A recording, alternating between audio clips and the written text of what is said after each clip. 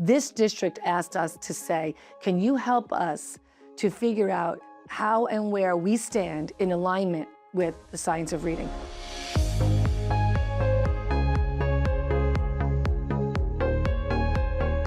As the science of reading has been growing, it's now at the big education tables.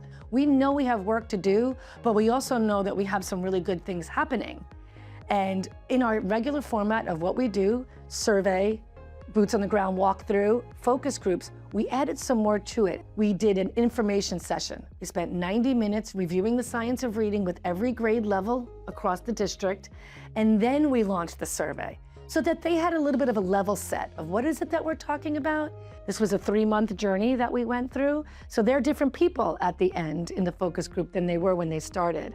We went and shared it with their big curriculum committee, district-wide, which included parents and board members, and finally it'll culminate in an actual written report product that they have shared with me along the way, that this was exciting and this was something different than they've ever done before. So we're really excited to bring this. Right now it's about science of reading, but really it's whatever question that you want to investigate that we can help you do that with.